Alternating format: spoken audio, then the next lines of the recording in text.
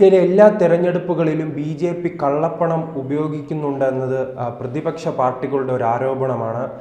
അത്തരത്തിൽ വലിയ എല്ലാ പാർട്ടികളും ഇപ്പോൾ CPM ആയാലും കോൺഗ്രസ് ആയാലും BJPക്കെതിരെ നിരന്തരം ഇത്തരം ആരോപണങ്ങൾ ഉന്നയിക്കുന്നുണ്ട്. പക്ഷേ ഇപ്പോൾ തൃശ്ശൂരിൽ സംഭവിച്ചിരിക്കുന്നത് BJPയുടെ നേതാവ് തന്നെ തുറന്നു പറഞ്ഞിരിക്കുകയാണ്. BJP കേരളത്തിൽ കള്ളപ്പണം ഒഴുക്കിയതായി പറഞ്ഞിട്ടുണ്ട്. തെരഞ്ഞെടുപ്പ് കാലത്താണ് ഇത്തരം ചാക്കിലാണ് പണം കൊണ്ടുവന്നതെന്നാണ് അദ്ദേഹത്തിൻ്റെ വിമർശനം. പക്ഷേ ഇതിനെതിരെ അദ്ദേഹം ഉൾപ്പെടെ പോലീസിൽ പരാതി ഉന്നയിച്ചിട്ടുണ്ട്. തൻ്റെ മൊഴിയെടുത്താൽ താൻ സത്യം മുഴുവൻ തുറന്നു പറയാമെന്നെല്ലാം അദ്ദേഹം പറയുന്നുണ്ടെങ്കിലും ആ കേസ് ഒരിടത്തും എത്തുന്നില്ലല്ലോ.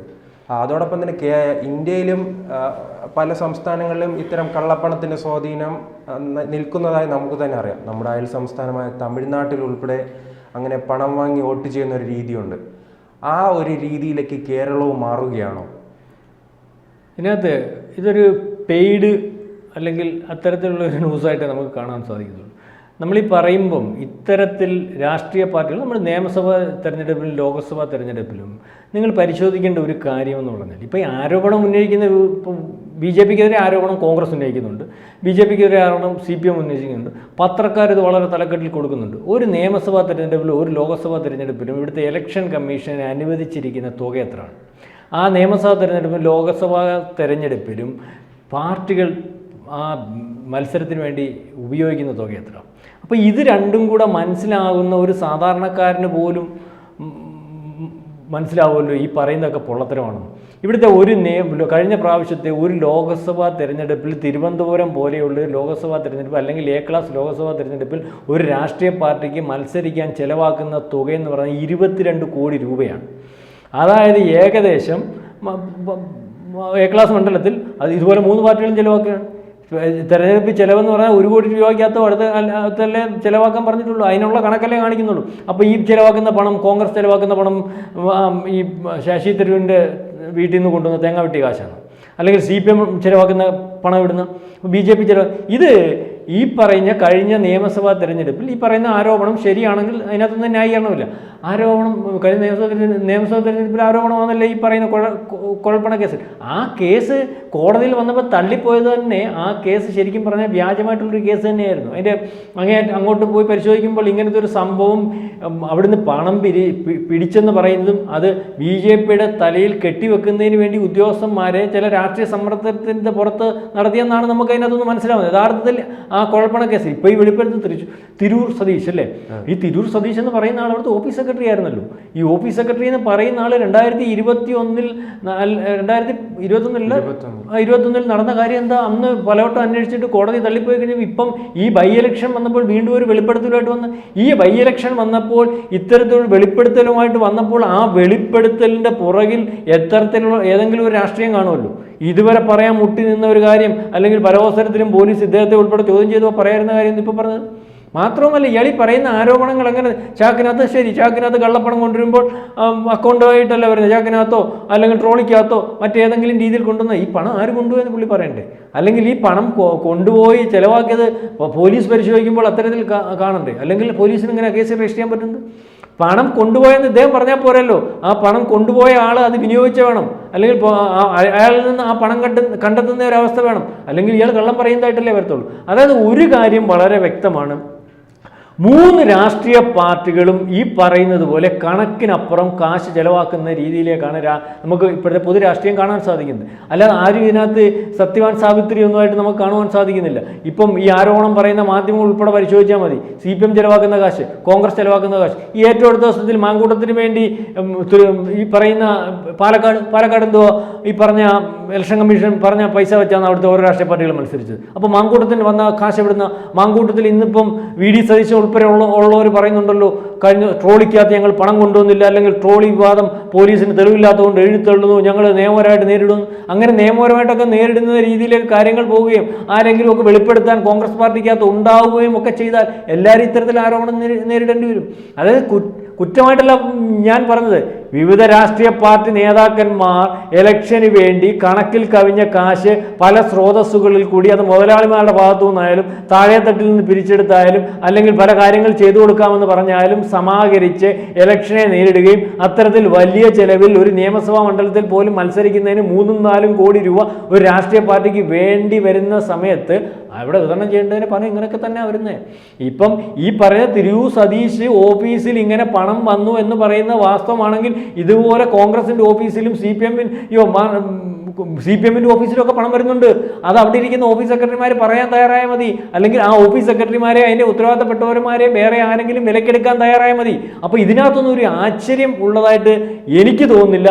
ഇത് ആശ്ചര്യമായിട്ട് കാണുന്നതും കേൾക്കുന്നതും രാഷ്ട്രീയത്തെ പറ്റി, അപ്പോൾ നിലവിൽ നടന്നുകൊണ്ടിരിക്കുന്ന സംവിധാനത്തെ പറ്റിയും തിരിച്ചറിയാൻ പറ്റാത്ത ആൾക്കാർ തന്നെയാണ്. അപ്പൊ ഇത്തരത്തിൽ ഈ ഒരു കേസ് വീണ്ടും പോകും. കാരണം ഉപതെരഞ്ഞെടുപ്പിൽ ഒരു 24 എന്ന് പറയുന്ന ഒരു ചാനലാണ് ഇത് വെളിയിൽ കൊണ്ടുവരുന്നത്. ആ ഉപതെരഞ്ഞെടുപ്പിൽ ഉടനീളം സജീവമായിട്ട് നിർത്തുന്നതിന് വേണ്ടിയുള്ളൊരു ശ്രമമാണ് നടന്നത്. അപ്പം ചർച്ചയാവുന്നതിന് വേണ്ടിയും ആൾക്കാരെ തെറ്റിദ്ധരിപ്പിക്കുന്നതിന് വേണ്ടിയുള്ള ഒരു ശ്രമമാണ്. ആ ഉപതെരഞ്ഞെടുപ്പിൽ തന്നെയല്ലേ ട്രോളി വിവാദം വന്നത്. ആ ട്രോളി വിവാദമല്ലേ കഴിഞ്ഞ ദിവസം ഒന്നുമില്ലെന്ന് പറഞ്ഞുകൊണ്ട് പോകുന്നത്. അല്ല, ട്രോളിക്കകത്ത് പൈസ കൊണ്ടുവന്നു, അതിന് ഇവിടെ അന്വേഷിക്കാൻ വരുന്നു. അപ്പം അന്വേഷണ വിധേയമായിട്ട് പോലീസ് റെയ്ഡ് ചെയ്ത് വരുമ്പോൾ നമ്മുടെ റൂമിനകത്ത് തട്ടിയിട്ട് റൂമിനകത്ത് കയറിയല്ലേ റെയ്ഡ് ചെയ്യാൻ പറ്റത്തുള്ളൂ. അപ്പോൾ അതിനകത്ത് ഞങ്ങളുടെ 2 വനിതാ നേതാക്കന്മാരിരിക്കുന്നു, അല്ലെങ്കിൽ അത് കയറിയ തെറ്റായി പോകുമെന്ന് പറയുന്നു. ആ വനിതാ നേതാക്കന്മാരുടെ റൂമിലും പണമുണ്ടോ എന്ന് പോലീസിന് തിരക്കിയല്ലേ മതിയാവത്തുള്ളൂ. അപ്പം ഇതിനകത്തെല്ലാം ഒരു ശരിയല്ലാത്ത ആക്ഷേപങ്ങൾ ഉന്നയിക്കുകയും ആ ആക്ഷേപങ്ങൾ ലൈൻ ലൈറ്റ് നിർത്തി ആൾക്കാരെ തെറ്റിദ്ധരിപ്പിച്ചു പോകുന്ന ഒരു രാഷ്ട്രീയത്തിലേക്കാണ് എല്ലാ രാഷ്ട്രീയ പാർട്ടികളും ശ്രമിക്കുന്നത്. ഈ തിരൂർ സതീഷ് എന്ന് പറയുന്ന ആൾ സത്യസന്ധനായിട്ടുള്ള രാഷ്ട്രീയ പ്രവർത്തകനായിരുന്നെങ്കിൽ അയാൾ എന്തുകൊണ്ട് അന്ന് ഇതുപോലെ കള്ളപ്പണം വന്നപ്പോൾ BJPയുടെ ഓഫീസിൽ നിന്ന് എനിക്ക് ഈ മാതിരിയുള്ള രാഷ്ട്രീയ പാർട്ടിയോട് താല്പര്യമില്ലെന്ന് പറഞ്ഞ് അന്ന് റിപ്പോർട്ട് ചെയ്യാൻ പോട്ടെ. കൊടകര കുഴൽപ്പണക്കേസിൽ വിവിധ ഘട്ടങ്ങളിലായിട്ടുള്ള BJPയുടെ നേതാക്കന്മാരെ എല്ലാം പരിശോധിച്ചല്ലോ, അല്ലെങ്കിൽ ഇയാളെയും ഓഫീസ് സെക്രട്ടറി എന്നുള്ള രീതി ചോദിച്ചല്ലോ. അന്നൊന്നും ഇല്ലാത്തൊരു മൊഴി അങ്ങനെ ഇപ്പം ഇയാളെന്തോ ഈ സന്യാസം സ്വീകരിക്കാനോ എല്ലാം പോയത്, അല്ലെങ്കിൽ ഇയാൾ നടത്തിയ കാര്യങ്ങളെല്ലാം. അപ്പോൾ അതല്ല, അതിനകത്തൊരു പൊളിറ്റിക്സ് ഉണ്ട്. അപ്പോൾ പാലക്കാട് എന്ന് പറയുന്ന ഉപതെരഞ്ഞെടുപ്പിൽ ഒരുപക്ഷെ കൃത്യമായിട്ട് മത്സര രംഗത്ത് നിൽക്കുന്ന BJPയാണ്. BJPക്ക് അവിടെ ജയിക്കാൻ സാധ്യതയുണ്ട്. ജയിക്കാൻ സാധ്യതയുള്ളതിന് BJPയുടെ പുറത്ത് ആരോപണം കൊണ്ടുവരുന്നതിന് വേണ്ടി പലവട്ടം ശ്രമം നടത്തിയ പല ആലോചനയുടെ കൂട്ടത്തിലുള്ള ഒരു ആലോചന കൂടിയായിരുന്നു ഇത്. കാരണം ഇത്തരത്തിൽ വീണ്ടും ഒരു ആരോപണം കൊണ്ടുവരുന്നതിന് കാരണം എന്ന് പറഞ്ഞാൽ ഈ കേസിനകത്ത് നിന്ന് പ്രധാന കക്ഷിയായിട്ട് നിൽക്കുന്ന സുരേന്ദ്രനെ വെറുതെ വിടുകയും ആ വെറുതെ വിട്ട വിഷയം ഇവിടുത്തെ മാധ്യമങ്ങൾ ശരിയായ രീതിയിലല്ല വെറുതെ വിട്ടത്. ആ വെറുതെ വിട്ടത് ഇവിടുത്തെ CPMഉം BJPയും തമ്മിലുള്ള രാഷ്ട്രീയ കച്ചവടത്തിൻ്റെ ഭാഗവും അല്ലെങ്കിൽ പരസ്പര ധാരണയുടെ ഭാഗവും എന്ന് പറഞ്ഞ് ഇവിടുത്തെ മാധ്യമങ്ങൾ ചർച്ച ചെയ്യുന്നതിന് വേണ്ടി തയ്യാറായത്. അതിന് മറുപടി പറയുന്നതിനും ഏഷ്യാനെറ്റ് ഉൾപ്പെടെയുള്ള മാധ്യമങ്ങളെ വെല്ലുവിളിക്കുന്നതിനുമൊക്കെ സുരേന്ദ്രൻ തയ്യാറാണ്. അപ്പം ആ പറഞ്ഞതൊക്കെ ശരിവെക്കുന്ന രീതിയിലേക്ക് ആണ് കാര്യങ്ങൾ എന്ന് കാണിച്ചു കൊടുക്കുന്നതിന് വേണ്ടിയാണ് ഈ പറയുന്ന BJPയുടെ ഓഫീസ് സെക്രട്ടറി ആയിട്ടുള്ള ശശി തിരൂർ ശശി എന്ന് പറയുന്ന ആൾ, സതീഷ് എന്ന് പറയുന്ന ആളിനെ ഉപയോഗിച്ചതെന്നാണ് നമുക്ക് മനസ്സിലാകുന്നത്. ഈ ഒരു ആരോപണം വീണ്ടും ലൈം ലൈറ്റിൽ വന്നാൽ അത് CPMനെയും BJPയുമാണ് ബാധിക്കുന്നത്, അല്ലാതെ കോൺഗ്രസിനെ ബാധിക്കത്തില്ല എന്നുള്ളതാണ് നമുക്ക് ഈ വാർത്തയിൽ നിന്ന് മനസ്സിലാവുന്നത്. അപ്പോൾ അത്തരത്തിൽ ആരെ ബാധിച്ചാൽ ആർക്ക് ഗുണം ചെയ്യും എന്നുള്ള രീതിയിലേക്കുള്ള ഒരു വാർത്തയാണ് അവിടെ വരുന്നത്. അതായത് തിരൂർ സതീഷ് ഒരുപക്ഷെ ഇപ്പം ഈ വാർത്തയുമായിട്ട് വന്നത് നമ്മൾക്ക് മനസ്സിലാവുന്ന രാഷ്ട്രീയം എന്ന് പറയുന്നത് കോൺഗ്രസിൻ്റെ അകത്ത് ഉള്ള ഒരു കളിയായിട്ട് നമുക്ക് തോന്നും. കാരണം അതിനകത്തുനിന്ന് അത് ചർച്ചയായി വന്നു കഴിഞ്ഞാൽ ആ കേസ് എടുത്തത് CPM, ആ കേസ് വെറുതെ വിടുന്നത് CPMൻ്റെ സമയത്ത് ആ കേസ് വെറുതെ വിടാൻ കാരണമെന്ന് പറഞ്ഞാൽ അതിൻ്റെ പ്രോസിക്യൂട്ടർ ഉൾപ്പെടെയുള്ളവർ വേണ്ട രീതിയിൽ ഇടപെട്ടില്ല എന്ന് പറഞ്ഞിട്ട് അതിന് ആക്ഷേപം വരുന്നു. അതിനെതിരെ ഇവിടുത്തെ BJPയുടെ സംസ്ഥാന പ്രസിഡന്റ് മറുപടി പറയുന്ന ഒരവസ്ഥ വരുന്നു. അതിനെതിരെ ഇവിടുത്തെ CPMന് മറുപടി വരേണ്ട ഒരവസ്ഥ വരുന്നു. അപ്പം കുഴപ്പണം ഇടപാട് നടന്നിട്ടില്ല എന്ന് പറയുന്ന കോടതി കണ്ടെത്തുന്ന ഒരു വിഷയം അങ്ങനെ നടന്നിട്ടുണ്ട് എന്ന് പറയാൻ ഒരു ഉപതെരഞ്ഞെടുപ്പ് സമയത്ത് ആരെങ്കിലും തയ്യാറാവുന്നുണ്ടെങ്കിൽ ആ പറച്ചിൽ കൊണ്ട് ഗുണമുണ്ടാകുന്ന ആളുകൾ അതിൻ്റെ പുറകിൽ ഉണ്ടെന്നാണ് നമുക്ക് മനസ്സിലാക്കുവാൻ സാധിക്കുന്നത്. അല്ലെങ്കിൽ രാഷ്ട്രീയത്തിനകത്തെ സംശുദ്ധ രാഷ്ട്രീയം ഉദ്ദേശിച്ച് തിരൂർ സതീഷ് എന്ന് പറയുന്ന ആൾ പറയുകയാണെങ്കിൽ വളരെ നേരത്തെ തന്നെ ഇത് പറയേണ്ടതാണ്. കുഴൽപ്പണം 6 കോടി രൂപ ചാക്കിനകത്ത് ചുമ്മിക്കൊണ്ടെന്ന് അവിടെ വെച്ചെന്ന് പറയും. 6 കോടി രൂപ അവിടെ നിന്ന് സതീഷിന് എണ്ണിയായിരുന്നു. അയാൾക്ക് എങ്ങനെ പറയാൻ പറ്റും 6 കോടി രൂപ? ഒരു ഓഫീസിനകത്ത് ഒരു സാധനം കൊണ്ടുവച്ചാൽ ആ പൈസ കൊണ്ടുവച്ചെന്ന് തന്നെ വെച്ചു. ഇത് 6 കോടി രൂപ ഉണ്ട്, ചാക്കിനകത്ത് കെട്ടി വെച്ചേക്കുന്ന 6 കോടി രൂപ ഉണ്ടെന്ന് നേതാക്കന്മാർ ഓഫീസ് സെക്രട്ടറി എടുത്ത് പറഞ്ഞിട്ട് പോകുന്ന രാഷ്ട്രീയമൊന്നും എനിക്കറിയത്തില്ല. ഞാൻ പല പാർട്ടി ഓഫീസുകളും കണ്ടിട്ടുള്ളതും. അല്ലെങ്കിൽ ഇത് സൂക്ഷിച്ച് വെക്കേണ്ട ഒരു സാധനമാണ്, സൂക്ഷിച്ച് വെക്കാൻ പറയും. അങ്ങ് സതീഷിന് ഈ ചാക്കെടുത്ത് വെച്ചിട്ട് അവിടെ കുത്തിയിരുന്ന് എണ്ണിയായിരുന്നു. അവസാനം 1 കോടി രൂപ മിച്ചമെന്ന് പറഞ്ഞാൽ 5 കോടി രൂപ കൊടുത്തു വിട്ടതായിട്ട് സതീഷിന് എണ്ണിയാണോ കൊടുത്തു വിട്ടത്? അല്ലെ സതീഷിന് ഇതൊക്കെ സാധ്യമാണ്? അല്ലെങ്കിൽ അത്രയും രൂപ അവിടെ നിന്ന് ഒരു ആൾക്കാർ കയറി വരുന്ന ഓഫീസിലിരുന്ന് എണ്ണുന്നതിന് വേണ്ടി സാധിക്കും? ഇത്തരത്തിൽ പണം ഓരോ രാഷ്ട്രീയ പാർട്ടികളും കൈകാര്യം ചെയ്യുമ്പോൾ അത് സാധാരണ ഉള്ള ആൾക്കാർ, പാർട്ടി പ്രവർത്തകരെല്ലാം ബോധ്യപ്പെടുത്തിയാണോ കൈകാര്യം ചെയ്തത്? അതൊക്കെ രഹസ്യ സ്വഭാവത്തിൽ കൈകാര്യം ചെയ്ത പ്രധാനപ്പെട്ട നേതാക്കന്മാരായിട്ട് അറിഞ്ഞായിരിക്കും ഈ പണം ഒരുപക്ഷെ ഇവർ ഈ പറയുന്ന പോലെ എവിടുന്നേലും വന്നിട്ടുണ്ടെങ്കിൽ വന്നിട്ടുള്ളത്, അല്ലെങ്കിൽ അത് കൈകാര്യം ചെയ്യാൻ വേണ്ടി ബൂത്ത് തലത്തിലും മറ്റ് സംവിധാനത്തിനൊക്കെ ഉപയോഗിക്കുന്നതൊക്കെ. അതെങ്ങനെ സതീഷിന് ഇത്ര കൃത്യമായിട്ട് അറിയാൻ സാധിക്കുന്നത്? അല്ലെങ്കിൽ ഇത്തരത്തിൽ വന്നിട്ടുള്ളതിനകത്തും, അല്ലെങ്കിൽ ഈ സതീശൻ ആഗ്രഹിക്കുന്ന തരത്തിലുള്ള ഒരു പണം അദ്ദേഹത്തിന് കിട്ടാതെ പോയിട്ടുള്ളതിൻ്റെ ഒരു അവസ്ഥയായിരിക്കും.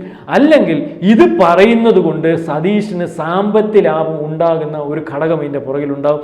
ഏതായാലും സുരേന്ദ്രൻ ചാക്കിൽ കെട്ടി ചുമ്മി എന്ന് പറയുന്ന കള്ളപ്പണം അത് സുരേന്ദ്രനെതിരെ ഉള്ള ഒരു രാഷ്ട്രീയം തന്നെയാണ്, BJPക്കെതിരെ ഉള്ള ഒരു രാഷ്ട്രീയം തന്നെയാണ്.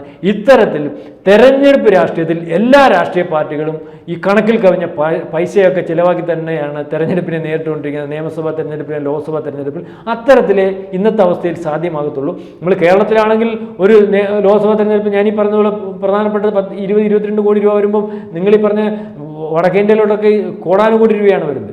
നമ്മൾ തമിഴ്നാട്ടിലാണെങ്കിൽ മരുമോൻ എന്ന് പറയുന്ന ആൾ അന്ന് മത്സരിച്ച് നിയമസഭാ സീറ്റ് 100 കോടി രൂപ ചിലവാക്കിയെന്നാണ് പറയുന്നത്. അപ്പോൾ ഇത്തരത്തിലേക്ക് രാഷ്ട്രീയ അധികാര സ്ഥാനങ്ങളിൽ എത്തുന്നതിന് വേണ്ടി കോടിക്കണക്കിന് രൂപ മുടക്കുന്നതിന് വേണ്ടി തയ്യാറാകുന്ന ഒരു രീതിയിലേക്ക് രാഷ്ട്രീയ പാർട്ടികളും അല്ലെങ്കിൽ അധികാര സ്ഥാനങ്ങളും ഒക്കെ പോകുന്നതെന്ന് വെച്ചാൽ ആ സ്ഥാനങ്ങൾ ഉപയോഗിച്ച് രാജ്യത്തെ കൊള്ളയടിക്കുന്നതിന് വേണ്ടി സാധിക്കുന്നു എന്നുള്ളതാണ് അതിന് തെളിവായിട്ട് വരുന്നത്. ഏതായാലും തിരൂർ സതീഷ് എന്ന് പറയുന്ന ആൾ സംശുദ്ധനല്ല. കൊള്ള മുതൽ ഉണ്ടെങ്കിൽ അതിനകത്ത് അർഹമായ മുതൽ കിട്ടാത്തതിന് വേണ്ടിയുള്ള ഒരു പരാതിയായിട്ട് നമുക്കിതിനെ കാണാൻ സാധിക്കത്തുള്ളൂ. അതിനകത്ത് ഒരു സംശുദ്ധ രാഷ്ട്രീയമില്ല. ഒന്നെങ്കിൽ അതാണ് സത്യം, അല്ലെങ്കിൽ ഇത്തരത്തിൽ വീണ്ടും ഒരു ആരോപണം BJPക്കെതിരെ ഉരുത്തിരിക്കുന്നതിന് വേണ്ടി ആ BJPയെ ഇല്ലായ്മ അല്ലെങ്കിൽ മറികടക്കുന്ന മറ്റ് രാഷ്ട്രീയ പാർട്ടികൾ ഉണ്ടാക്കിയെടുത്ത ആരോപണമായിട്ട് നമുക്കിതിനെ കാണുവാൻ സാധിക്കും. കൂടുതൽ വാർത്തകളും വിശേഷങ്ങളും നിങ്ങളിലേക്ക് എത്താൻ ABC മലയാളം സബ്സ്ക്രൈബ് ചെയ്യുക, ബെൽ ബട്ടണും അമർത്തുക.